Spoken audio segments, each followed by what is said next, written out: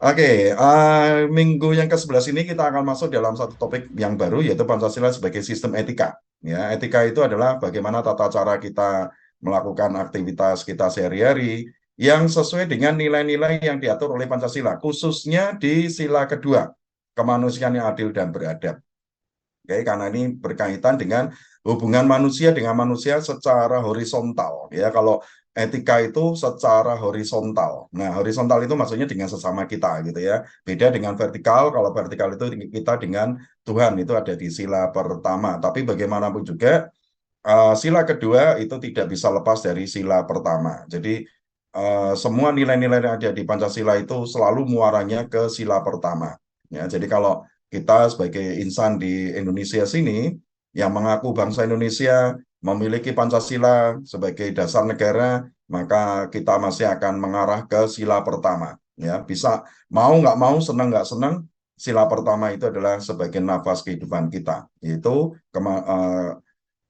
apa sila pertama ketuhanan yang Maha Esa. Ya, saya sampai belepotan sila pertama.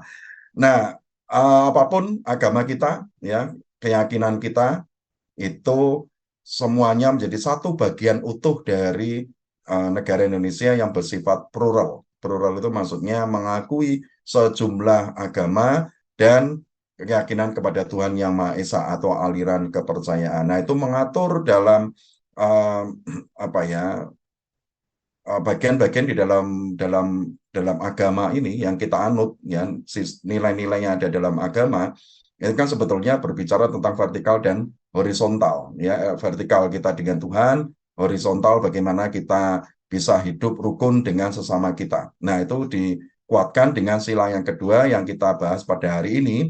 Jadi etika itu adalah lebih banyak bersifat sistem yang mengatur hidup kita dalam bermasyarakat, ya, di dalam menjadi anggota di dalam masyarakat, supaya apa? Supaya dalam masyarakat ini terbentuk satu sistem yang baik, ya, sistem yang rukun, sistem yang saling mengasihi satu dengan yang lainnya. Jadi inti dari PowerPoint-nya seperti itu, ya. Jadi saya hanya ambil inti-intinya aja, ya. Walaupun secara teori ada, tapi terus terang aja saya nggak mau membuka teori. Kenapa? Bukan karena apa sih? Karena kalian sudah dapatkan ini di bangku sekolah sebelumnya.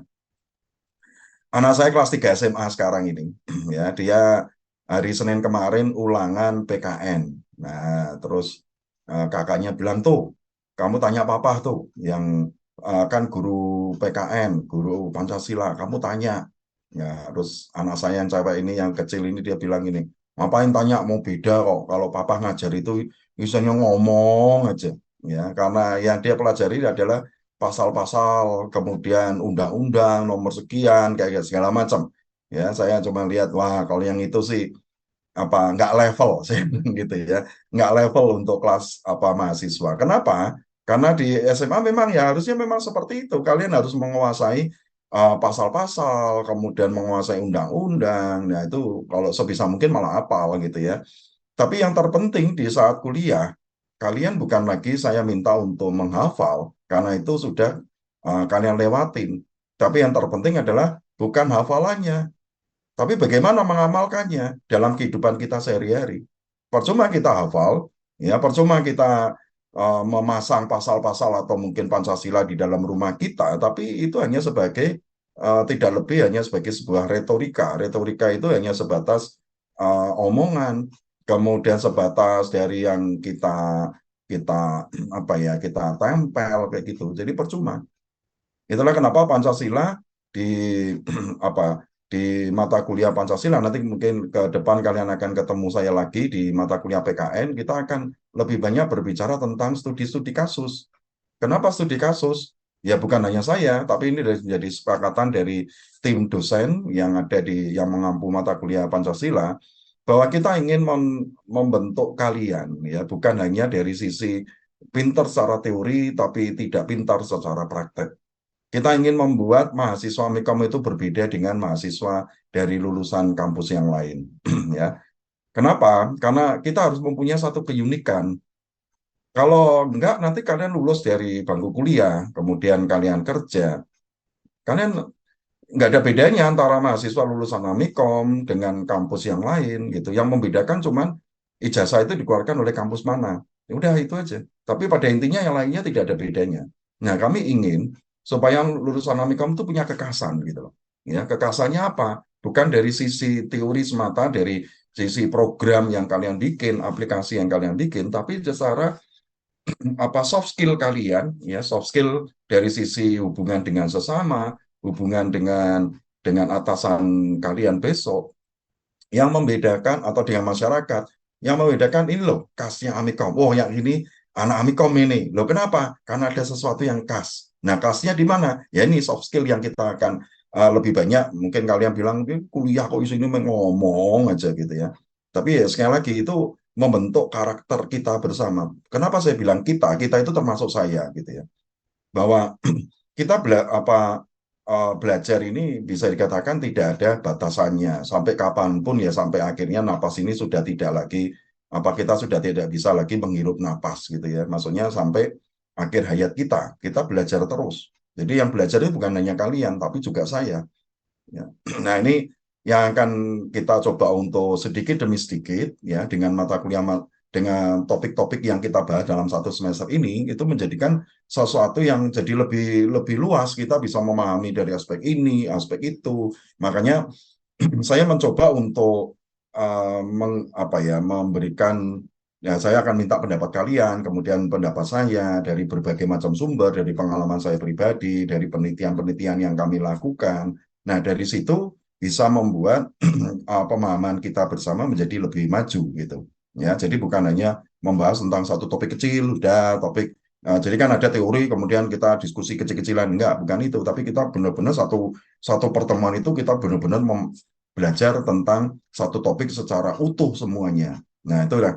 Jangan sampai nanti kalian bosan ini kuliah apa kok isinya cuma ngomong. Nah, itu ya saya sedikit demi sedikit tanpa kalian sadari dalam satu semester ini nanti ditambah mata kuliah PKN yang akan kalian ambil nanti di semester 2, entah nanti dengan dosen saya atau dosen yang lain, ya sistem perkuliahannya hampir sama. Jadi lebih banyak berbicara tentang studi-studi kasus yang ada di sekitaran kita, supaya kita bisa menjadi sebagai insan yang bijak ya dalam melihat fenomena-fenomena ini. Nah, salah satu fenomena berkaitan dengan etika di sini kita berbicara tentang fenomena kelitih, ya. Fenomena kelitih yang ada di sekitaran kita. Ini saya coba untuk refresh, masih ada sejumlah mahasiswa yang belum mengumpulkan, masih ada berapa ini, 10, 13 mahasiswa yang belum mengumpulkan. Masih saya tunggu sampai jam 12, ya 11 hari ini.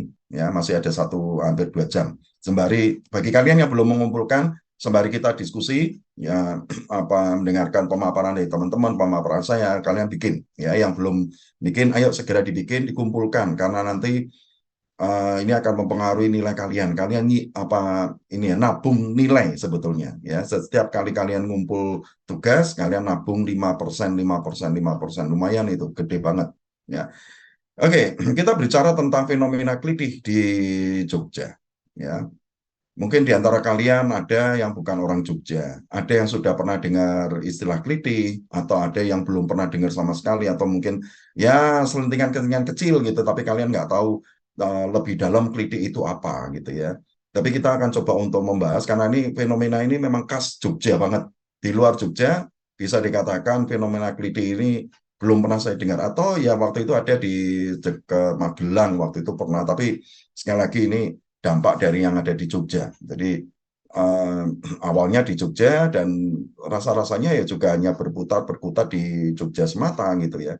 Ya dilakukan oleh anak-anak muda. Oke, pertanyaan nomor 1 tidak perlu harus kalian jawab karena itu ringkasan dari studi kasus ya. Apapun kalian bisa ambil studi kasus yang terkait dengan fenomena kelitih ini. Kemudian yang saya ingin kalian menjawab satu orang lagi ya, nggak satu orang aja yang menjawab soal nomor 2, arti dari keliti itu apa sih gitu ya. Nanti akan saya tambahkan juga arti dari keliti, sejarahnya keliti itu bagaimana segala macam. Kemudian nanti berikutnya nomor 3, bagaimana cara untuk menghindari atau mengurangi keliti pada anak muda di Indonesia, di Jogja. Atau bisa juga saya coba kembangkan, yaitu kalian bisa bercerita ya tentang pengalaman kalian sendiri secara real yang kalian alami atau mungkin kalian dengar. Ya, ini khususnya yang ada di Jogja tentang kelitih. Bagi kalian yang bukan orang Jogja, Apakah kemudian tidak bisa memberikan pendapat? Bisa. Coba kalian ceritakan.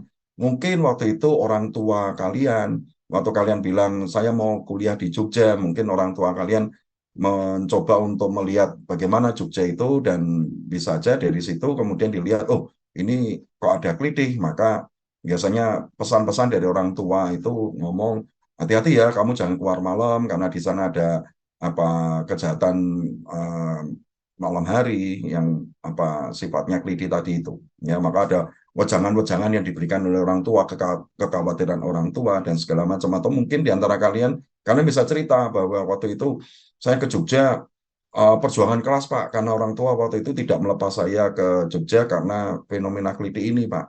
Saya coba ceritakan sedikit dari teman saya satu angkatan gitu ya, satu angkatan saya itu sekarang anaknya sudah pada kuliah gitu ya, jadi jangan bilang bahwa anak uh, angkatan kami ini anak-anaknya masih kecil-kecil gitu enggak ya, sudah pada kuliah. Ada teman saya itu yang kekeh ya, dia orang Solo ya. Dia kekeh banget bilang gini, anakku tidak mungkin tak suruh ke Jogja walaupun aku dulu kuliah di Jogja. Karena apa? Di waktu itu di Jogja tahun 90-an awal itu nggak ada yang namanya kelitih, ya, nggak ada. Tapi hari ini Keliti luar biasa, bahkan sampai merenggut nyawa gitu. Maka teman saya itu langsung kekeh, dia nggak mau, bilang lebih baik di kota yang lain asal bukan di Jogja. Ya, untuk anak saya nggak mau karena ada Keliti ini. Sebegitu hebatnya cerita tentang Keliti ini sehingga banyak orang tua yang melarang anaknya kuliah di Jogja. Ya, itu fenomena yang terjadi. Jadi bukan hanya teman saya satu, ada beberapa teman saya juga yang mengamini ini dan mereka juga melarang anaknya sebisa mungkin untuk tidak datang ke Jogja untuk kuliah gitu. Ya. Nah, saya ingin dengar dari pendapat kalian ya tentang satu apa arti keliti. Ya, kalian bisa cari di internet, kalian bisa bacakan aja. Itu nomor satu, hanya satu orang ya untuk menjawab nomor dua. Nanti lebih banyak orang ketiga ya orang berikutnya untuk menjawab. Orang ketiga itu rasanya nggak enak ya, konotasinya jadi negatif. Maksudnya orang berikutnya untuk menjawab nomor tiga, atau mungkin kalian bisa bisa bercerita fenomena kelitih di sekitaran kalian yang pernah mungkin kalian lihat, kalian dengar, atau yang dari kampung halaman kalian masing-masing yang bukan orang Jogja, ya untuk bercerita banyak tentang fenomena ini, atau mungkin bagi kalian enggak tuh Pak, saya di tempat saya tuh nggak terlalu terdengar ya, ya sudah itu nggak terlalu dianggap gitu misalkan. Nah, malah saya dengarnya setelah saya di Jogja, bisa aja cerita seperti itu ya. Oke, silakan kalian menjawab beberapa pertanyaan dari saya atau bisa aja kalian curhat ya, bercerita tentang pengalaman-pengalaman kalian tentang fenomena keliti ini di sekitaran kalian. Oke, jadi saya kembangkan satu pertanyaan lagi gitu ya. Kalian boleh memilih nomor tiga atau memilih nomor empat. Jadi sekarang saya jadikan menjadi nomor empat. Oke, silakan. Saya Pak, Ya, silakan. Bisa pergi. saya Pak. Ya, oh Afra. Oke, silakan Afra. Saya ingin menjawab nomor dua Pak. Nomor dua arti dari keliti. Mari silakan. Kelitih yang berasal dari bahasa Jawa yang artinya aktivitas keliling rumah tanpa ada tujuan jelas dalam mengisi waktu luang, yang biasanya memiliki tujuan sebagai wujud rasa ketidaksukaan, balas dendam, atau sekedar mencari kegiatan saja seperti asal mula istilah ini muncul. Namun demikian seiring waktu berjalan, kegiatan ini menjadi membahayakan, Pak. Terima kasih. Hmm. Oke, Afra, terima kasih. Itu yang ada di internet ya, dan saya memang mengamini itu, ya, mendukung itu karena saya ngalami sendiri. Ya, waktu itu tahun 92 saya datang ke Jogja, itu yang namanya keliti nggak ada. Ya ada istilah keliti, ya keliti itu ada. Ya, sedikit ya, saya langsung aja nomor dua, nanti nomor tiga gantian kalian nanti yang ngomong. Waktu saya datang ke Jogja, istilah keliti itu kan sebetulnya itu bukan bahasa Jawa. Bahasa Jawa itu nggak ada istilah kelitih sebetulnya. Itu bahasa gaul, ya bahasa gaulnya bahasa Jawa gitu ya. Maka muncul istilah apa kita kenal istilah dagadu gitu ya. Dagadu itu artinya matamu yang menjadi merek kaos ya brand yang terkenal sangat terkenal di Jogja, Dagadu. Itu juga sama. Jadi ada Dagadu, ada Kliti. Nah, Kliti ini kan sebetulnya hanya waktu awal dulu waktu saya datang ke Jogja itu umum gitu loh. Mau ngapain ngelitih gitu. Ya, zaman dulu biasa aja orang ngomong ngelitih itu ngelitih ya paling cuman apa nongkrong di warung angkringan, warmindo. Kalau sekarang warmindo ya, dulu warmindo bisa katakan belum ada, adanya cuman warung kucingan gitu, angkringan gitu ya. Nah, kami nongkrong di situ, ngobrol-ngobrol karena menghilangkan penat karena terlalu banyak tugas yang kita kerjakan. Lalu malam-malam kita keluar jam 9, kita ngobrol di warung kucingan nanti sampai jam 11, kemudian kami pulang istirahat di kos gitu ya. Dan orang umum gitu ya, kalau anak-anak gitu, lebih banyak anak-anak. Orang-orang tua juga sama. Ya, Pak, Ibu keluar dulu, ngapain ngelitih? Itu udah biasa. Ya, itu artinya ya cuman nongkrong di warung kucing, kemudian di pos ronda, kumpul dengan teman-teman sekolah di satu tempat, kemudian habis itu pulang gitu. Biasa. Ya. Tapi jangan sampai hari ini kita ngomong, kita pamit ke orang tua, Bu, mau pergi ngapain ngelitih gitu. Waduh, bisa langsung dirantai itu kita ya nggak boleh. Ya, nah sehingga istilah kelitih ini makin lama kok semakin mengarahnya ke sesuatu yang sifatnya negatif dan akhirnya istilah kelitih itu sendiri sekarang malah jadi negatif gitu. Jadi bukan bukan lagi menjadi sesuatu yang untuk menghilangkan kegabutan kita, tapi arahnya sekarang ke arah yang negatif. Oke, nomor 2 itu ya. Jadi awalnya itu baik, tapi berjalannya waktu menjadi konotasinya negatif. Oke, nomor 3 atau nomor 4 silakan. Kalian bisa cerita pengalaman kalian tentang keliti ini, kemudian atau mungkin di kampung halaman kalian yang bukan orang Jogja, kalian mungkin mengalami sendiri penolakan dari orang tua atau pesan-pesan dari orang tua yang terkait dengan keliti ini. Silakan aja, ya. Kalian bisa menyebutkan satu asalnya dulu, ya. Asal kalian dari mana, gitu. Mari.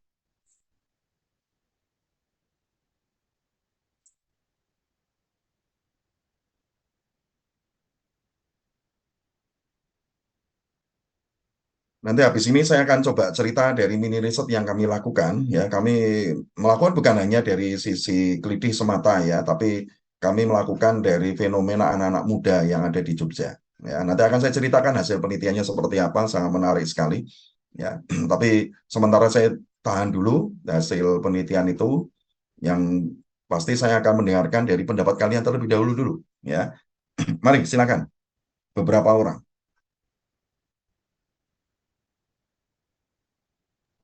Saya Pak, nomor 3 Pak. Nomor 3 ya, Fatur. Silakan Fatur. Tips untuk menghindari letih bagi anak muda Yogyakarta. Satu, hindari berpergian sendirian, terutama pada malam hari. Dua, pilih rute yang ramai dan terang. Ya. Tiga, waspada terhadap orang-orang yang mencurigakan. Empat, jangan mudah terprovokasi. Lima, laporkan kepada pihak yang berwenang jika ada aksi kelitih. Itu saja Pak. Oke, Fatur, terima kasih untuk jawaban nomor 3. Silakan yang berikutnya, supaya lebih natural mungkin kita masuk di soal nomor 4 ya. Kalau menghindari, mengurangi kelitih, nanti itu tugas saya lah. Nanti saya ceritakan dari hasil mini riset saya, kemudian kami ya, saya nggak bisa ngomong saya, tapi ini beberapa orang. Kemudian eh, hal-hal yang lain. Tapi yang nomor 4, yang mungkin kalian bisa cerita tentang pengalaman-pengalaman pribadi ya terkait dengan kelitih atau mungkin kalian punya punya pendapat pribadi bagaimana, apakah kalian tuh merasa takut, wah kalau saya malam itu sebenarnya saya takut Pak kalau keluar malam di Jogja ini karena fenomena ini atau seterusnya. Mari silakan. Jadi malah lebih santai ngobrol-ngobrolnya, kayak kita itu ngobrol di anggap aja di warung kucingan gitu ya, warung angkringan atau di warmindo kita ngomong masalah kritik gitu. Anggap aja kayak gitu ya, sambil santai kalian bisa menikmati makanan yang tersaji di depan meja kalian kalau ada ya. Kan kuliah online ini kan enaknya kan kalian bisa sambil makan, sambil minum, sambil tiduran kayak gitu ya. Yang penting yuk kita coba fokus pada topik kita gitu. Mari,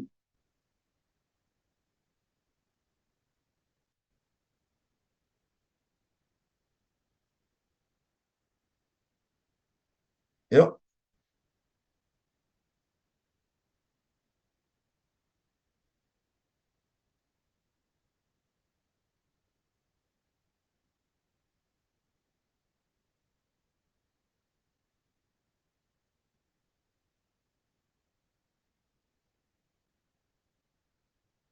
mari silakan.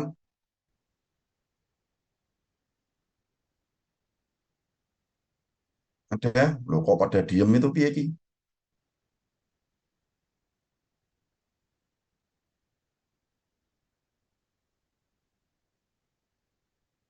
Mari, kalau enggak nanti saya panggil orang-orang yang minta presensi secara manual loh. Saya akan panggil mulai dari bawah ke atas gitu ya. Mari. Oke, saya panggil dulu aja ya. Herda Rafif, ada?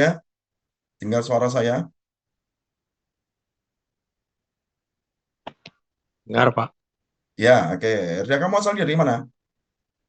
Kulo Jogja, Oh, Jogja. Jogjanya? Sleman. Sleman. Sleman ini. Monjali ngalir niku, Pak. Mana? Monjali. Oh, Monjali. Ke utara. Pasar Rejondani. Mudal, pom bensin Mudal. Oh, Dal itu mana itu?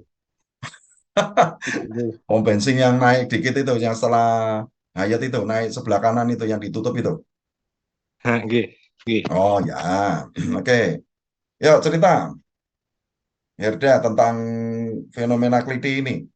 Bagaimana pengalaman pribadimu tentang keliti ini? Pernah ngalami toh? Kamu kan pernah ngalami jadi anak muda toh. Sekarang ya masih muda sih. Tentang keliti ini. Coba pulang Pengalaman malam-malam kayak gitu. Gimana Herda?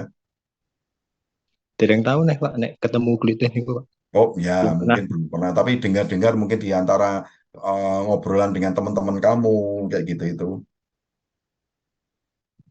Nggih. Teman pernah ada yang kena tuh, Pak, dulu, Pak. Hmm, Waktu SMA. SMA. Oke. Nggih. Kena Katanya itu maksudnya gimana? katanya dipepet dua motor ini, Pak. Hmm, Terus terus ini gue terus dikenai senjata tajam gitu. nggih, Masuk tapi rumah nggak sakit. ngambil barang-barang buatan. Namun Oh, ya lepas mereka bukan mau. begal sih. Keliti ini bukan begal ya. Kalau begal kan tujuannya memang untuk Nggih. merampok gitu ya. Tapi keliti ini Ya, lebih banyak untuk menyakiti gitu. Ya, temanmu ya. gimana nasibnya? Nggih, dapat jahitan itu, Pak. Dibawa ke rumah sakit. Bawa ke rumah sakit. Tapi nggak terlalu membahayakan ya waktu itu ya kondisinya. Nggih, nggak terlalu sih, Pak. Cuman bagian tangan sini, Pak. Oh, Di tangannya tangan. kesabet senjata tajam gitu ya. Oke, terima kasih. Herda, saya lihat di sini ada Muhammad Rizky. Berikutnya, satu lagi deh. Muhammad Hadir, Rizky Pak. ada? Hadir. Ya, Muhammad Rizky. Asalmu dari mana, Riz? Bantul, Pak. Oh, Bantul. Wah, ini Bantul itu banyak nih Sarang kejadian kelitih, ini. Pak. Hah? Sarang kelitih, Pak. Jarang, po? Sarang Jarang keli ya? sarang kelitih, Pak. Oh, sarang kelitih lah. Malah saya sering dengar memang lebih arahnya ke sisi selatan sana itu ya. Iya, Pak. Bisa kamu ceritakan, Rizky? Duh, yang paling anu tuh biasanya mereka Itu mantan. anu, Pak. Ya, saya ngomong mantan itu malah dirinya sendiri. Oke, Rizky, lanjut. Biasanya keluarnya di itu, Pak. Acara-acara kayak apa namanya? Hari raya gitu malah pada keluar, Pak, mereka. Hmm. Itu malah sering, Pak, kalau hari raya gitu. Hari raya ya, mereka Iya. melakukan aksinya itu pada saat hari raya gitu ya, Iya, malam. malam hari raya gitu, Pak. Soalnya Hmm. orang-orang kan pada fokus di hari rayanya, Pak. Kayak Ya. apa takbiran apa gimana gitu. Nah, itu Hmm. mereka malah beraksi, Pak. Jam 11 gitu udah sering keluar, Pak. Keluar. Mereka memang jadi keliti itu ada yang mereka tawuran antar geng ya, dan yang lainnya lagi mereka menyakiti orang yang mereka nggak kenal sebetulnya. Yang mana yang kamu apa pernah dengar ya kalau di tempatmu itu? Kak, di tempat saya rata-rata nyakitin doang, Pak. Iya, Ya, sama keliti itu ada dua jenis ya. Mereka bisa bertaruh apa ribut antar geng, antar kelompok, iya. atau yang menyakiti orang yang tanpa juntrungannya ini. Dua-duanya pernah denger, Pak. Kalau yang Dua-duanya. iya, kalau yang di Sekolahmu pernah melakukan itu? gimana, Pak? Temanmu sekolah pernah?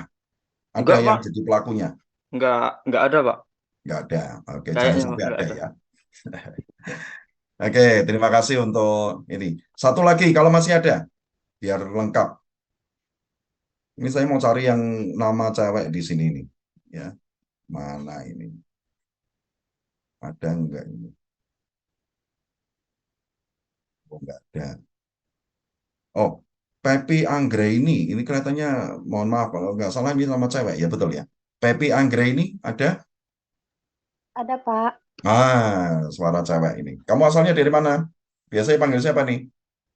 Pepi aja, Pak, dari Pepi, Bengkulu. oke. Kamu asalnya dari mana, Pepi? Bengkulu, Bapak. Oh, Bengkulu, oke. Cukup jauh dari Jogja ya. Tapi deket sih, ya kalau dia dari peta gitu ya, petanya dikecilin gitu, deket banget ya. Oke, Baik. Pepi. Di Bengkulu, waktu kamu datang ke Jogja, orang tua waktu itu menghalangi kamu atau tidak waktu itu? Enggak. Enggak, Pak, Ibu mau ke Jogja untuk kuliah gitu. Ya sudah segera pergi gitu. Kayak gitu. Eh, enggak juga sih, Pak. Sudah Tapi secepatnya pergi aja gitu ya. Ya enggak lah. Ya. enggak. Jadi waktu itu Juga. orang tua pernah ngomongin kamu tentang fenomena keliti ini di Jogja.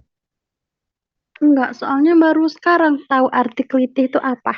Oh, baru sekarang. Jadi waktu kamu datang ke menyatakan minta izin ke orang tua ke Jogja itu malah belum pernah dengar istilah keliti ini atau kejahatan dunia malam anak-anak muda ini di Jogja. Belum pernah dengar ya, Pep?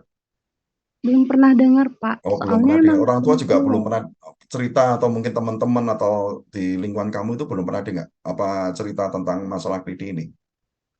Belum. Belum. Oke, baru sampai ke Jogja. Nah, setelah kamu dengar istilah keliti ini takut nggak?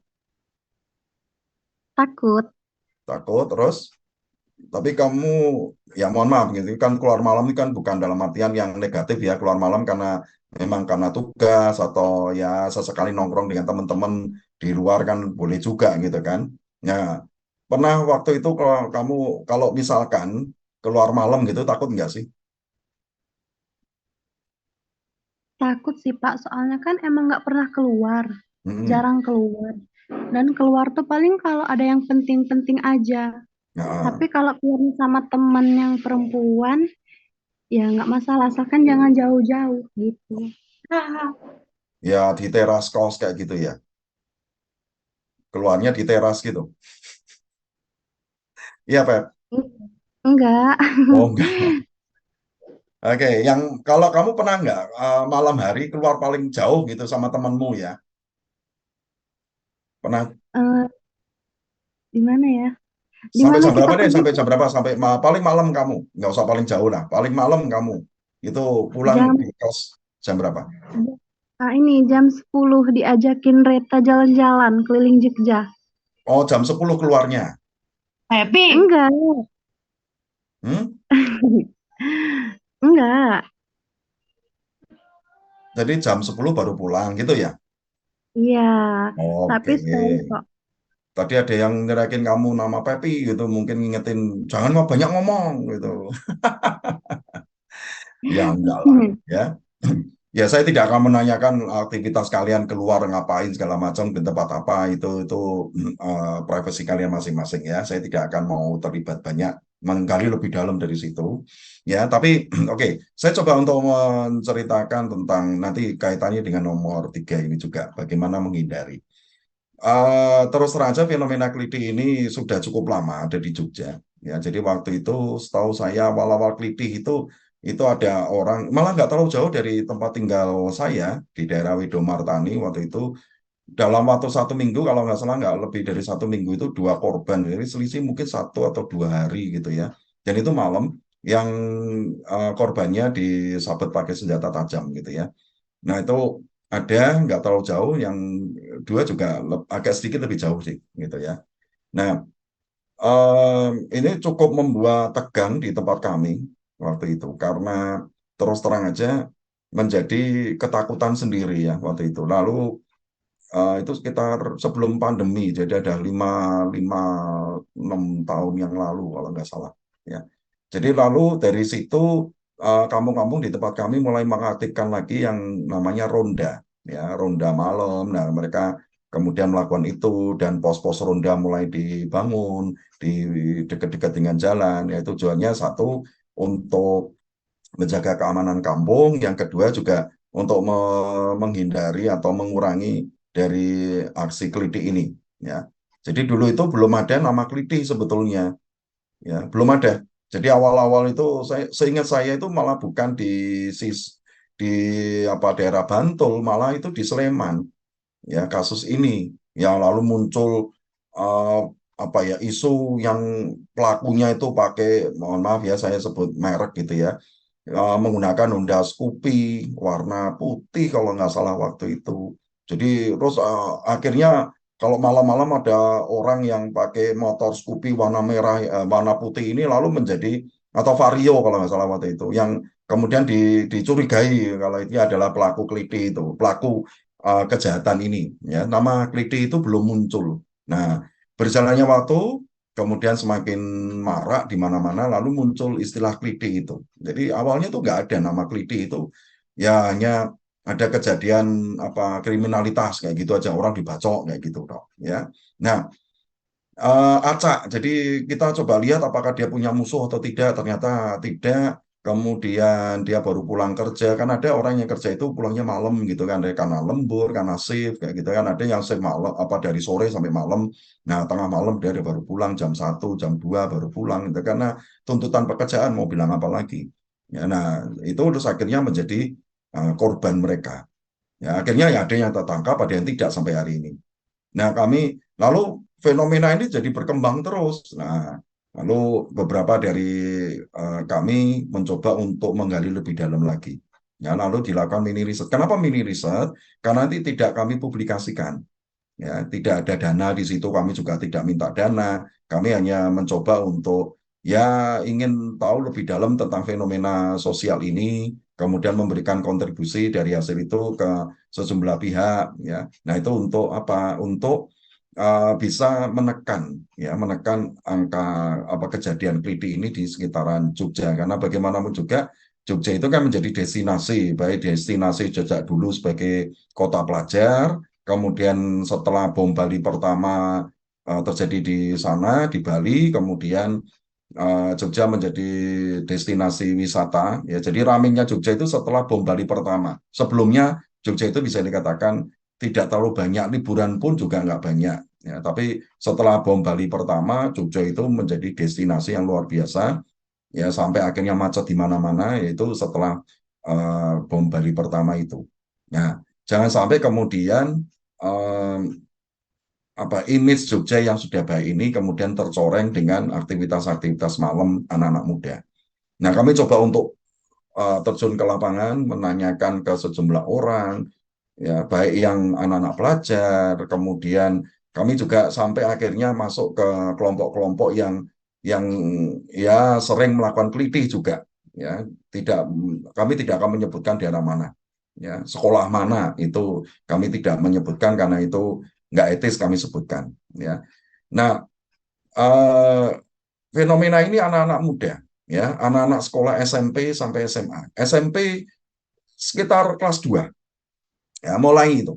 Ya, walaupun ya mereka masih ikut-ikutan kayak gitu ya. Anak-anak SMP ini lebih arahnya mereka bukan untuk menyakiti seseorang yang dia tidak kenal, tapi lebih arahnya mereka lebih untuk berantem antar geng, ya, antar kelompok gitu. Biasanya mereka saling tantang di media sosial kayak gitu, yang bikin status gitu, kemudian ditanggapi oleh kelompok berikutnya karena mereka tahu bahwa status ini ditujukan untuk kelompok ini. Nah, akhirnya ada anggota kelompok yang nggak terima karena status itu kan bisa di-capture kemudian dikirimkan ke apa kelompok yang lain gitu ya. Kemudian dari situ mereka tantang-tantangan di satu tempat, mereka akan berantem bersama di situ dan biasanya malam hari.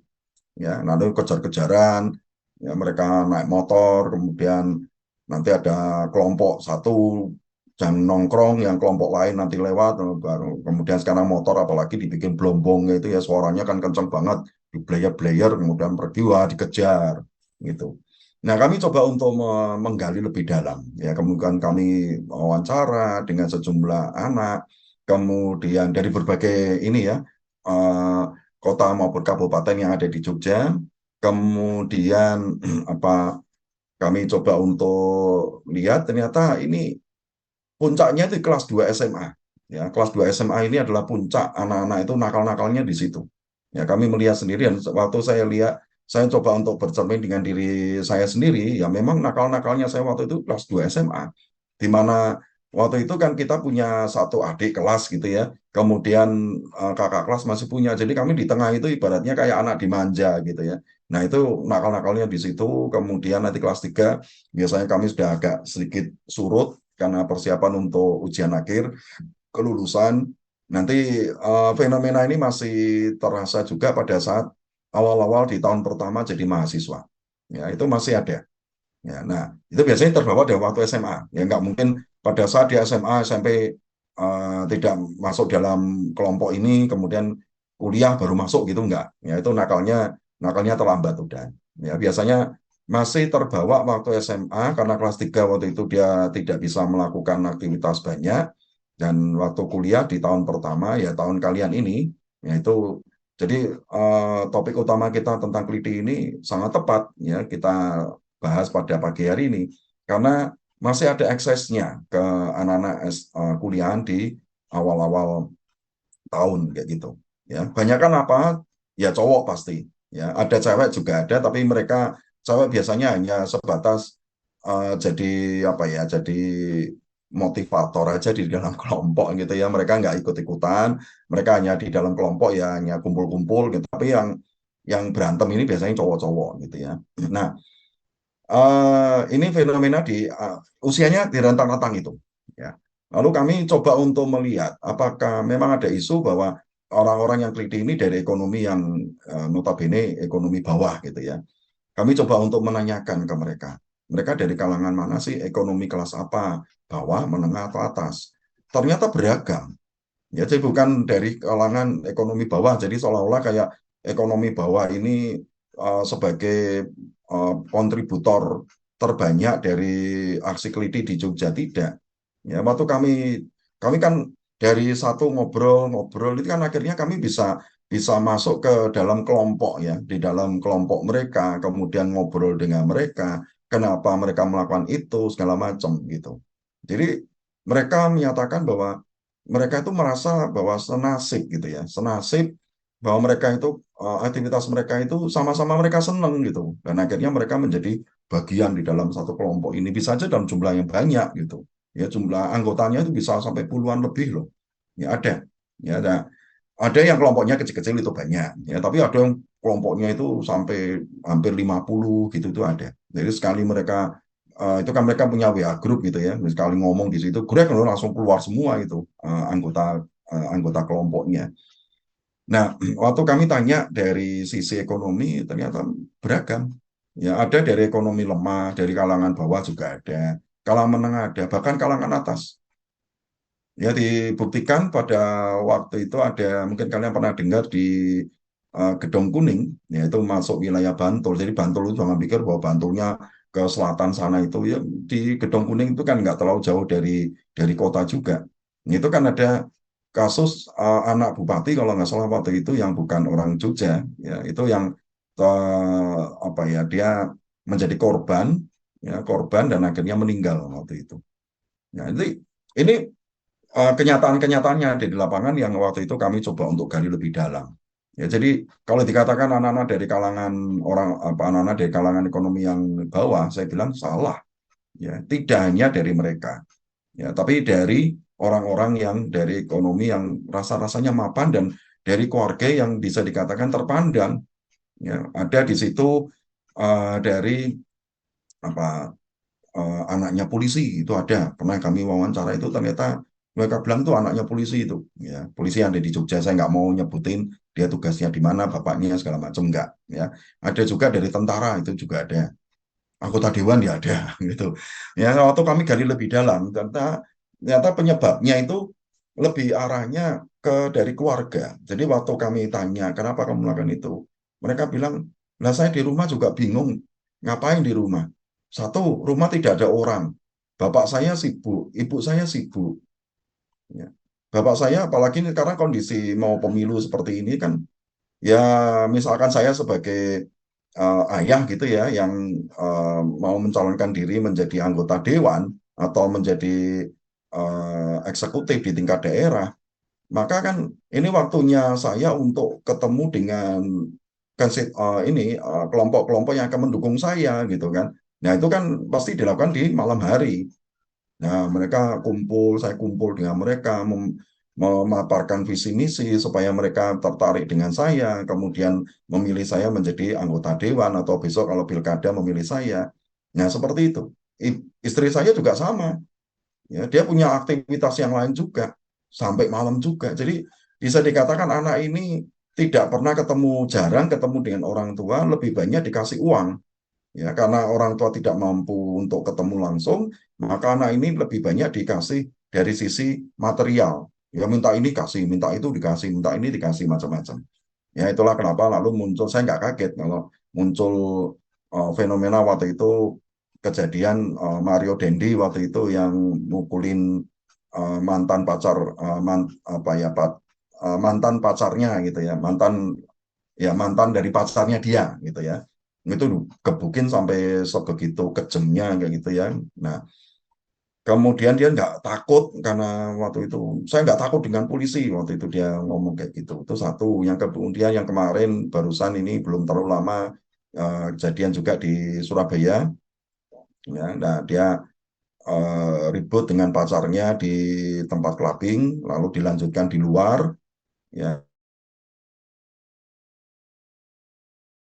mobilnya dia ini dan akhirnya meninggal di tempat waktu itu.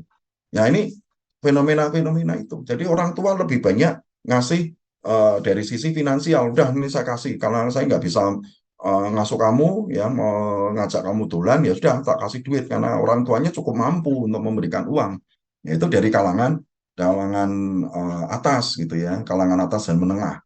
Kemudian kalau yang dari kalangan menengah cenderung ke bawah, mereka lebih banyaknya dari keluarga yang broken home. Walaupun yang atas juga ada ya. Ya, lebih banyak orang tuanya cuek sama anaknya. Udah kamu pergi itu terserah kamu. Gitu. Ibaratnya nggak digubris itu anaknya. Orang tuanya ada di rumah, tapi anaknya nggak digubris. Mau pergi, mau pulang, nggak itu urusan gitu.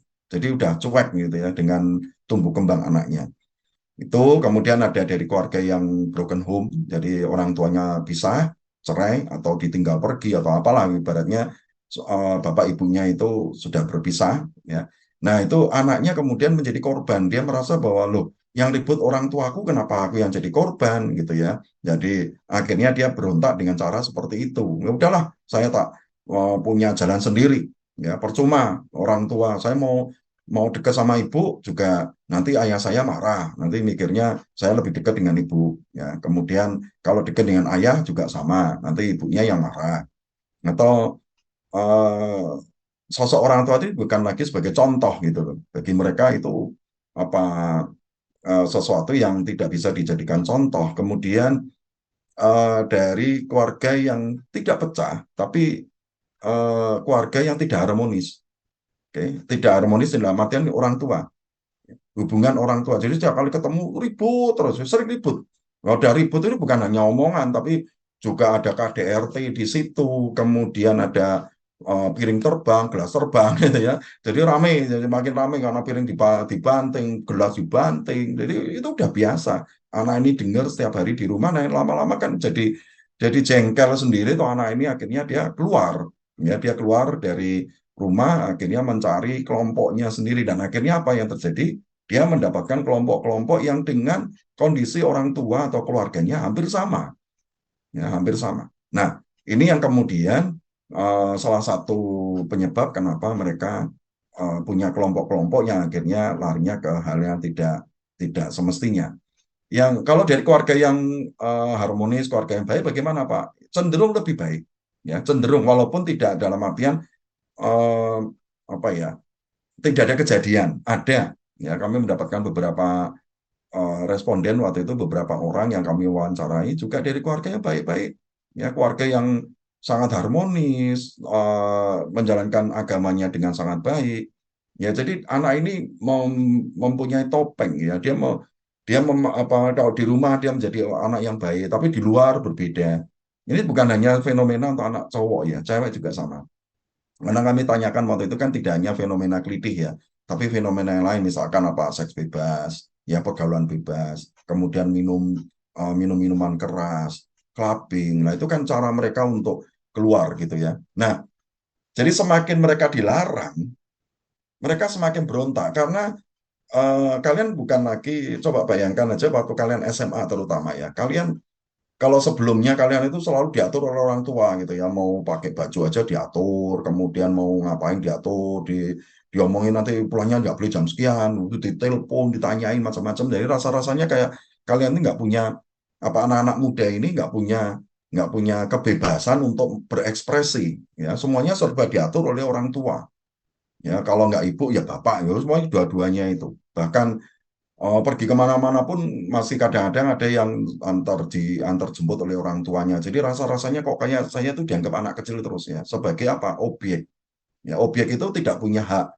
Objek itu hanya disuruh sana sini ya, kayak robot gitu sebagai objek. Jangan kalian inginnya apa? Sebagai subjek. Subjek itu bisa menentukan sendiri. Sekolah saya tentukan sendiri. Kemudian jurusan saya tentukan sendiri. Nanti kuliah juga seperti itu. Nah, coba kalian bayangkan waktu itu, waktu SMP gitu ya, mungkin SMP itu ditentukan oleh orang tua. Ada kamu masuk SMP ini. Karena di situ ada teman bapak, atau ada teman ibu, atau mungkin dekat dengan rumah, atau apalah gitu ya, atau mungkin kualitasnya bagus. Jadi dipaksa oleh orang tuanya. SMA mungkin ada sebagian dari kalian yang dipaksa oleh orang tua. Jadi kalian masih dianggap sebagai objek. Ya, nah itu akhirnya apa? Anak muda itu menjadi berontak. Karena tidak boleh, maka mereka memberontak. Semakin dilarang, semakin mereka ingin melanggar. Nggak boleh pulang lebih dari jam 9 ya, udah malam kamu harus pulang, jam 9 baru sampai rumah. Nah akhirnya anak ini berontak. Kalau saya jam 9 nggak mau, ya udah saya langgar aja sekalian, jam 10. Nah nanti pulang paling dimarahi. Ya habis itu didiamkan lagi. Besok dimarahi lagi. Lama-lama sudah nggak mempan ini. Ya, nggak mempan lagi dimarahin. Akhirnya karena sering diributin ini terus, nah akhirnya anak ini malah nggak pulang sekalian malam itu. Handphone dimatiin, udah selesai. Nah orang tua yang bingung cari sana, cari sini. Karena merasa bahwa saya tuh udah gede loh. Ya, merasa. Ya, saya udah besar ini bisa menentukan diri sendiri.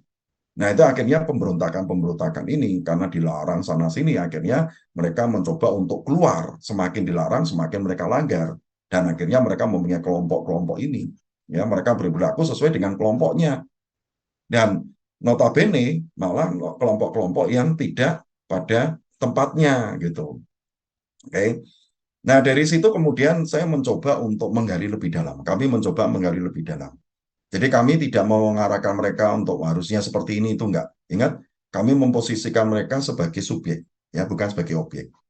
Lalu kami coba tanya, kalau seperti itu cara menguranginya bagaimana? Mereka tahu sendiri kok, ya, bagaimana cara untuk lebih baik. Mereka tahu kok, tapi mereka nggak ambil itu. Karena mereka nganggap bahwa nggak asik gitu ya. Nah, akhirnya kami coba menjembatani.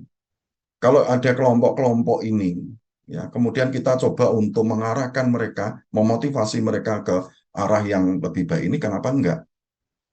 Salah satunya adalah apa? Ekspresi. Mereka sebenarnya ingin anak-anak muda ini, coba kalian bayangkan juga sama ya, kalian ingin diakui, eksistensinya itu diakui. Saya bukan anak pupuk bawang lagi nih. Saya kepingin menjadi pribadi yang seutuhnya, dianggap orang yang bisa mengambil keputusan sendiri gitu. Akhirnya kami coba untuk menggali lebih dalam. Kalau misalkan kalian untuk berekspresi, kalian inginnya apa sih? Selain yang kelompok ini ya, kalian udah masuk di sini, di luar itu.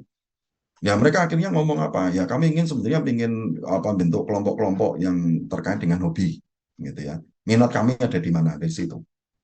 Nah salah satunya yang diambil di sini adalah apa? Waktu itu tercetus adanya fotografi karena sekarang kan handphone di mana-mana gitu ya, selfie macam-macam. Nah, ternyata kecanggihan kamera handphone ini sudah semakin bagus dan akhirnya kami coba arahkan mereka, ya sudah kalau gitu kelompok hobi. Nah, sekarang Amikom itu saya nggak tahu apakah dia mengambil dari fenomena ini. Akhirnya sekarang di semester 1 ini coba kalian lihat kan ada mata kuliah fotografi gitu ya. Dan tidak harus membeli kamera yang canggih-canggih, yang bagus gitu ya, DSLR atau yang mirrorless. Pakai handphone aja udah bagus. Kemarin saya melihat di media, di Instagram kalau nggak salah. Ada anak yang autis ya, tapi di luar negeri. Anak autis ini, dia sukanya fotografi. Dan fotografinya lebih arahnya ke old style. Jadi kan mobil-mobil, dia punya koleksi mobil-mobil tua gitu ya, mobil-mobilan kecil itu. Lalu dia mencoba untuk menata di tempat yang umum, meja ditata bagus, kemudian dia ambil kamera handphone dia, kemudian gedung di balik itu ya memang itu gedung beneran, ya bukan dia membuat suatu market gitu, enggak, dia gedung beneran hanya untuk mobil ini dia karena dia punya koleksi banyak ya, dia mencoba untuk memotret mobil ini dengan background bangunan itu atau alam kayak gitu ya. Wah, hasilnya luar biasa bagus. Nah, itulah kenapa Amikom sekarang itu mewajibkan mahasiswa untuk mengambil mata kuliah fotografi. Ya, satu supaya kalian itu punya bisa menyalurkan hobi. Tidak semua dari kalian itu suka fotografi, itu pasti. Kalau fotografi asal selfie, foto-foto biasa itu. Tapi ini benar-benar ditekuni dengan baik. Ya, apalagi ini kaitannya dengan di Amikom itu salah satunya ada konsentrasi multimedia. Nah, fotografi ini kan sangat banyak membantu. Itu salah satunya. Mungkin waktu itu kami arahkan juga mereka yang seneng dance gitu ya, seneng nari-nari. Nah, daripada pergi ke clubbing, loh anak-anak muda ini sekarang udah pada mereka dilarang untuk clubbing, malah mereka masuk clubbing gitu ya. Nah, kami coba untuk kerjasama dengan sanggar yang dimiliki oleh Butet waktu itu, lalu ada Jaduk, ya Jaduk dengan musik kontemporernya. Musik kontemporer itu gabungan antara musik zaman sekarang dengan gamelan, jadi satu, ya di aransemen dengan bagus sekali. Nah itu kan akhirnya beberapa anak-anak dari Bantul yang tadi katanya gudangnya Kridi di sana, kita coba untuk mengarahkan mereka dan ada beberapa dari mereka yang masuk ke ISI ya yang ada di Bantul sana yang mereka menjadi orang-orang yang luar biasa, proyek-proyek mereka banyak ya, besar duitnya mereka dapat. Ya kita coba waktu itu kerjasama dengan ya kita minta izin dulu ya ke soan dulu ke sanggarnya Butet, kemudian kita ketemu dengan kakaknya perempuan, dia dia tarian kontemporer, jadi tarian tradisional yang dikemas menjadi tarian modern kayak gitu. Ya, kemudian kerjasama juga dengan Didi Nitowo, ya itu juga penari kontemporer juga luar biasa. Nah, kita coba untuk sowan ke sana, kami coba ngomong ya, macam gini bagaimana. Dengan senang hati mereka menerima, udah ajak mereka ke sini. Kita didik mereka menjadi orang-orang yang hebat, yang akan menggantikan kamu. Nah, kami kemudian bawa mereka ke sanggar, kemudian mereka malah sanggar itu sekarang jadi tempat mereka nongkrong sampai jauh malam gitu. Dan itu positif sekali. Ya, mereka ngobrol masalah tema-tema, mereka membuat ada yang suka ini lukisan. Nah, Butet itu kan pinter itu, dia melukis itu kan bagus sekali. Nah, akhirnya diarahkan, diajari. Ya, sekarang walaupun juga nggak langsung dengan Butet, tapi dengan anak-anak buahnya. Tapi itu orang-orang yang luar biasa juga. Nah, ini anak-anak muda ini banyak yang di, direkrut ya ibaratnya lalu diajak, nah, akhirnya mereka dikasih panggung ya dibuatkan sebuah event. Kalau yang senang tari ya mereka dibuatkan event tari, kemudian yang suka lukisan, foto-foto itu nanti mereka ada galerinya, nanti ada pameran ya, memang didukung oleh yang senior-senior untuk daya tarik gitu ya, tapi intinya sebetulnya anak-anak muda ini yang akan diangkat gitu supaya nanti suatu saat mereka akan menggantikan yang senior-senior, yang tua-tua ini. Kalau enggak difasilitasi oleh yang senior, lalu bagaimana? Kalau misalnya pameran gitu ya, pameran anak-anak muda, nggak ada yang datang. Ya mereka lihat, ngapain? Siapa mereka? Nggak kenal. Nah, ya, jadi untuk menjadi daya tarik, yang senior-senior yang udah punya nama ini, mereka lalu mengatasnamakan mereka pasti, yaitu sebagai daya tarik, ya pastilah ya. Tapi mereka sebetulnya karya mereka tuh nggak banyak. Yang dimunculkan di sini adalah karya-karya anak-anak muda. Nah, dari situ kemudian orang-orang lihat, loh ini bagus, ini idenya siapa? Oh, ini anak muda. Loh ini anak muda. Nah, akhirnya apa? Nama mereka menjadi naik. Yang tadi saya ceritakan, waktu mereka SMA, ya ada beberapa kasus di mana mereka menjadi pelaku kelitih yang luar biasa, dikit-dikit marah, karena kondisi orang tua keluarganya seperti itu. Akhirnya setelah mereka masuk di kelompok-kelompok ini, mereka menjadi orang-orang yang baik. Ya, anak-anak yang nurut, diajak ngomong yang baik, sampai orang tuanya sendiri sampai kaget, anak saya dulu itu susah diatur, tapi sekarang kok jadi anak yang sangat baik, dan akhirnya mereka kumpul-kumpul di sanggar-sanggar seperti ini itu malah orang tuanya itu ikhlas gitu ya. Pergi kemana? Ke sanggar. Anak ini nggak mungkin akan bilang bilang di sanggar kemudian perginya di tempat yang lain. Enggak. Mereka bilang mau pergi di sanggar. Kalau mau dicek di sana juga ada. Ya, mereka datang ke situ ngobrol sampai tidur. Tidurnya tuh keleleran di kalau ini sanggarnya Bagong Kusudiharjo yang dekat dengan pabrik gula Madukismo itu kan di sana itu tempatnya. Itu sampai mereka tidur-tidur di lantai, jangan berpikir bahwa lantainya itu kotor, lantainya bersih karena sering dipakai untuk latihan lari, untuk mereka latihan drama, macam-macam gitu. Jadi itu tempatnya besar, ya asri, enak banget. Jadi mereka ngobrol itu seharian itu, kalau liburan itu dari pagi bahkan sampai tidur lagi di situ. Itu bagaimana dengan makannya? Ya, mereka patungan, bantingan, segala macam. Bahkan dari senior-senior ini bahkan ada yang ya makannya mau hanya makan nasi kucing bersama-sama, ngobrol sana sini. Oh, sangat akrab sekali. Ya, itu hal-hal yang kita coba arahkan mereka ke hal-hal yang bersifat positif. Memang masih dalam perjuangan, oke? Perjuangan. Karena bagaimanapun juga kan intinya sebetulnya kelompok-kelompok yang anak-anak muda ini ingin eksistensinya itu diakui. Intinya itu yang kami coba untuk gali lebih dalam, ternyata eksistensi atau keberadaan mereka itu diakui oleh siapa? Ya oleh masyarakat, khususnya senior, oleh keluarganya, oleh lingkungannya. Nah, akhirnya mereka bagaimana caranya? Ya awalnya ya mereka lakukan dengan sesuatu yang sifatnya negatif.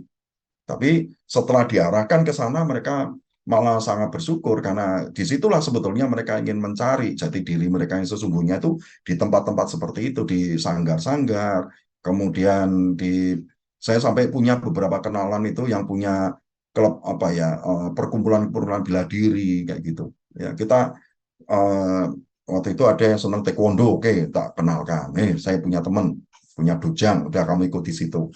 Ya, tak titipin itu mereka. Ya, nanti teman-teman ada yang bilang, oh saya punya teman yang ini punya apa perkumpulan kempo, udah wes bawa ke sana. Pencak silat, oh sana gitu. Ya, mereka kita arahkan ke hal-hal yang positif. Kemudian kaitannya dengan Pemda bagaimana? Pemda kemudian ke tingkat legislatif. Kami juga kan saya sudah bilang saya punya teman-teman apa ya ya bisa dikatakan petinggi di seluk daerah gitu ya. Kami punya beberapa teman kayak gitu. Nah akhirnya apa? Kami titipkan mereka. Ya titipkan apa? Proyeknya, program-program mereka. Kan mereka mau bikin acara misalnya di Sendratari ini gitu ya. Mereka mau mau punya acara ini. Tapi kan mereka nggak punya sponsor, nggak punya dukungan. Nah, bagaimana caranya? Dana mereka nggak punya. Mau minta orang tua juga nggak support, nggak banyak supportnya juga. Maka yang kami coba untuk alihkan mereka untuk pendanaan itu dibawa ke Pemda, kami kenalkan dengan orang Pemda, kami kenalkan dengan orang-orang partai. Nah dari situ kemudian mereka mencoba untuk presentasi, bahkan sampai ke mereka diundang ke kantor Dewan waktu itu untuk presentasi programnya. Kemudian dari situ mereka didanai dan itu dananya gede di Dewan itu banyak dana yang mereka bisa kelola gitu ya. Dananya dari mana Pak? Dari Pemda. Jadi Pemda itu membuat sebuah anggaran tahunan dan itu sebagian dana itu dikelola oleh Pemda, tapi ada sebagian lagi dikelola oleh eh, apa namanya orang-orang di legislatif ya. Nah, dari dana itu yang akhirnya kemudian disalurkan ke masyarakat, kelompok-kelompok masyarakat. Bisa. Ya, waktu itu ada beberapa mereka bingung cari sponsor gitu ya. Kita arahkan. Ya, saya titipkan waktu itu ke salah satu ketua DPC, saya nggak mau nyebutin partainya, nggak enak nanti kirain kampanye karena sekarang kan udah mulai masa pemilu ini kan dikit-dikit ya agak sensitif kalau menyebutkan satu partai tertentu gitu ya. Saya titipkan aja. Saya bilang, Pak, ini ada anak buah saya nih punya kegiatan ini, minta tolong Pak dibantu Pak. Nanti coba dicari komisi yang mana yang tepat gitu. Kemudian biarkan mereka cari dana di sana. Oh ya beres. Gitu. Karena mereka bagaimana juga kan pengen mengambil hati dari anak-anak muda ini kan, anak-anak milenial atau Gen Z ini untuk bisa menjadi memilih partai mereka atau memilih mereka untuk nanti masuk ke pilkada, naik ke pilkada atau nanti di pemilihan legislatif itu kan mereka sangat butuh gitu. Nah, maka anak-anak ini kalian ini sekarang ini kan menjadi rebutan partai-partai politik gitu. Sehingga pada saat saya titipkan ke satu ketua DPC yang ada di Sleman sini, wah dengan cepatnya langsung disaut gitu aja mereka. Ya, nah itu kemudian dibina oleh apa teman-teman di partai politik ini. Ya nggak apa-apa, selama itu sesuatu yang positif ya bagi saya, asal mereka tidak dipaksa aja untuk memilih parpol itu. Saya dari awal udah bilang ke kelompok anak-anak muda ini maupun ke teman saya ini, saya bilang bahwa tidak ada kaitannya dengan politik loh ya. Yaitu mereka hanya memanfaatkan dana-dana yang dimiliki oleh parpol-parpol ini lewat legislatif untuk mereka bisa mengekspresikan dirinya. Ya, daripada mereka jadi kelompok-kelompok yang nggak jelas, kelompok-kelompok kriminal, lebih baik mereka didanai seperti ini, dan toh nanti juga larinya partai ini juga akan lebih terkenal karena lebih peduli pada anak muda, pintar-pintarnya saya ngomong gitu aja sih. Nah akhirnya udah gayung bersambut gitu ya. Nah akhirnya udah habis itu udah ketemu, saya bilang udah ini tugasmu ya, tongkat estafetnya kamu lanjutin, saya tak ngurusi yang lainnya lagi. Itu banyak ya seperti itu. Jadi kalau kalian punya kelompok-kelompok apapun lah, hobi yang kelihatannya bagus gitu ya, nah itu bisa aja kalian bentuk satu kelompok gitu. Kita apa di Amikom banyak juga sih ya yang bisa mengarahkan kalian kok ya. Jadi kan nggak perlu harus mencari saya atau apa. Nanti saya coba cari. Kalau kalian mau nanti bisa saya bantu juga ya. Yang penting adalah apa? Sesuatu yang positif ya, sesuatu yang positif yang kalian tidak hanya kumpul dalam waktu singkat tuh bubar gitu ya. Inginnya kelompok ini ya benar-benar solid gitu ya. Kemudian regenerasi juga terjadi di dalamnya, tidak hanya satu angkatan selesai bubar ya, itu nanti nggak berkelanjutan. Tapi dibantu itu dalam artian kalian kelompoknya harus jelas satu, kemudian sistem rekrutmennya juga harus bagus, regenerasinya harus bagus, kedepannya mau jadi seperti apa itu harus jelas dulu. Jadi bukan hanya berdasarkan emosi sesaat yang akhirnya bubar sana sini. Nah nanti akhirnya yang membantu juga jadi apa ini, jadi apa nyesel gitu ya. Makanya sebelumnya mesti saya akan seleksi benar-benar yang mau ini, saya akan lihat dulu usahanya bagaimana. Kalau sudah oke, barulah saya berani bawa gitu. Ya termasuk ke sanggar-sanggar itu pun juga sama. Ya, saya nggak mau nanti kami bawa orang kemudian dengan kualitas yang nggak gitu bagus gitu. Jadi cara untuk menghindari ini ya tadi itu. Ya satu, kalau dikatakan keluarga harus harmonis susah. Ya keluarga kalau udah nggak harmonis ini kan repot juga. Yang bisa kami lakukan adalah mengarahkan mereka, bakat minat mereka ke bidang-bidang yang mereka inginkan. Kemudian bukan hanya mereka berekspresi di situ, kami juga menjembatani untuk ekspresi mereka juga diakui oleh masyarakat lebih luas. Nah, di situ butuh pendanaan, butuh fasilitas, macam-macam. Nah, itu harus dibantu supaya kalau hanya bikin kelompok-kelompok kayak gitu akhirnya bubar karena mereka tidak punya eksistensi. Bikin kelompok, misalkan kelompok fotografi itu. Banyak kelompok fotografi di Jogja itu banyak banget. Nah, kita bikin kelompok. Nah, akhirnya apa? Hanya kumpul-kumpul, motretin model, motret landscape gitu. Tapi akhirnya cuma dipajang di kelompok mereka sendiri. Percuma. Saya dulu juga orang fotografi. Ya, hanya kumpul-kumpul yang nggak jelas seperti itu. Nah, akhirnya saya berpikir, lah ini nggak seperti ini dong. Caranya adalah kelompok ini harus punya sesuatu yang lebih baik ke depan. Bukan hanya hobi semata, tapi bisa nggak ini menjadi mata pencarian ke depan. Nah, ini akhirnya dibentuklah kelompok-kelompok ini ya. Saya arahkan mereka ke bidang-bidang yang kira-kira bisa mewadahi mereka, kemudian menjadikan mereka jadi lebih baik lagi gitu ya. Bisa punya pendapatan yang ya dari hobi mereka walaupun jumlahnya nggak besar ya itu kan pelan-pelan gitu ya, nggak bisa langsung proyek itu miliaran ratusan juta ya enggak lah ya. Awalnya ya mungkin gratisan gitu ya, gratisan dari gratisan kemudian mendapatkan honor ya hanya untuk upah upah nggak rugi lah ibaratnya, keluar bensin ya untuk transport ya diganti, makan siang makan apa sarapan makan siang mungkin sampai malam itu ya diganti semua supaya tidak rugi lah ibaratnya itu, lebih yang enggak kurang yang enggak. Nah tapi kan kedepannya juga harapannya itu jadi lebih, akhirnya apa, nah jadi pendapatan yang bisa diandalkan pada saat sudah lulus kuliah. Bahkan kami mendampingi juga anak-anak yang waktu itu yang tidak mau kuliah, mereka langsung dari keluarga yang tidak mampu gitu ya. Akhirnya kita coba untuk fasilitasi ke arah yang langsung ke teknis gitu, sehingga mereka punya skill dan akhirnya dari skill ini mereka bisa gunakan untuk masa depan mereka juga gitu.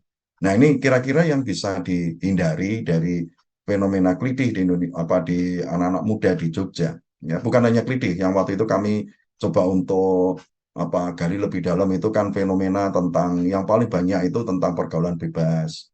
Ya, itu ada.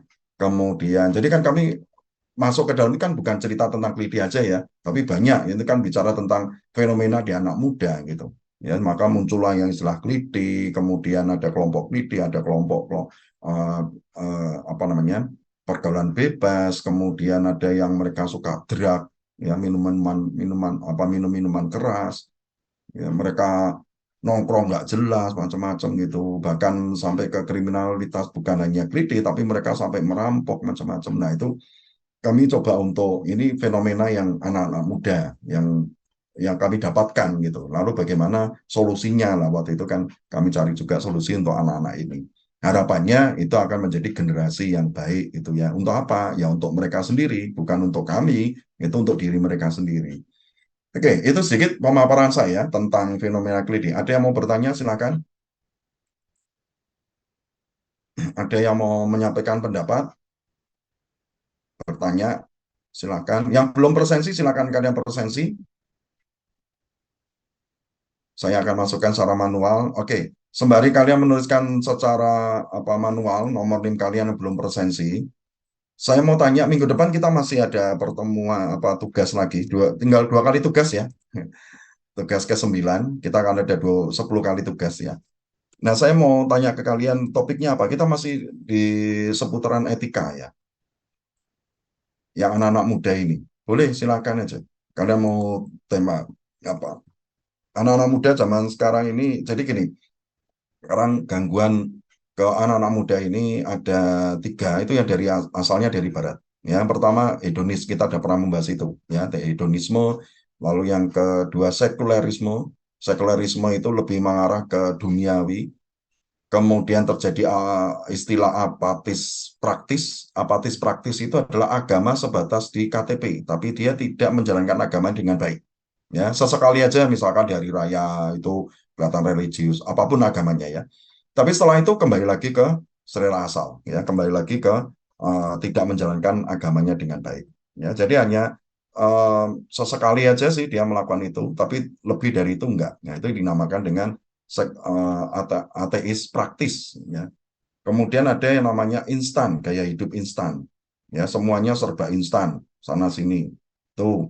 Kemudian ada lagi fenomena pertanyaan apakah anak-anak muda termasuk kalian ini apakah memang dari sisi sopan santun sudah hilang ya kalau lihat dari lewat di depan orang tua ada kumpul-kumpul misalkan di kos kalian lewat-lewat gitu aja ya atau jangan kalian lah rasanya kayak kalian jadi pelakunya tapi kita lihat anak-anak muda itu kayak sopan satunya udah beda lewat gitu aja ya jadi nggak apa menyapa kemudian permisi Pak gitu ya numpang lewat lewat gitu aja terus ditambah lagi dengan knalpotnya belombongan nah ini kan tambah rame juga nih ya itu saya kira atau bisa juga ada fenomena yang menarik anak-anak muda sekarang mahasiswa itu yang terjerat dengan pinjol ya pinjaman online nah mungkin kita bisa membahas tentang pinjol ini juga ya, di sejumlah kampus di Jogja sini ada loh ya mereka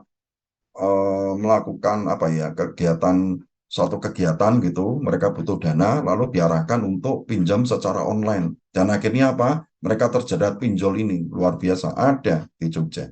Oke, saya mau tanya kalian mau milih yang mana atau mungkin kalian punya ide yang lain tinggal 2 kali pertemu apa tugas jadi kalian tinggal memikirkan 2 tema lagi lah atau mungkin tema untuk minggu depan gitu. Monggo silakan sembari saya memasukkan presensi kalian.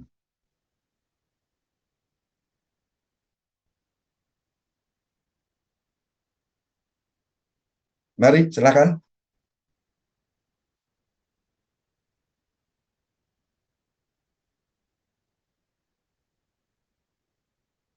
Mau milih yang mana kalian? Yuk, wah, kok mantap pada diam semua kayak begitu.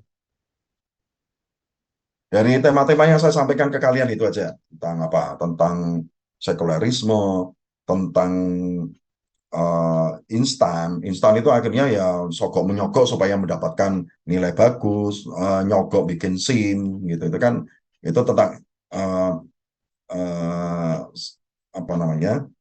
Instanisasi. Jadi instan itu bukan hanya mie instan ya. Kemudian fenomena pinjol tadi itu, pinjaman online ya. Bahkan ada yang lari ke judi online itu ada gitu. Nah, anak-anak muda. Oke, Judi silakan online, kalian Pak. mau milih yang mana? Gimana? Judi online, Pak. Iya Pak, Judi judi online? online aja. Di online. Judi Judi online? Oke, ini Iya, sekarang baru ngetren di anak-anak muda ya, sedang viral ya katanya ya. Ya Pak, iya slot. Pak. Ya Oke. slot. Ya, kita minggu Piccolo. depan membahas tentang judi online. Kalau gitu, ya, itu fenomena di antara kita sebetulnya judi online ini. Ya, itulah kenapa ada istilah itu udah zaman dulu, ya, mau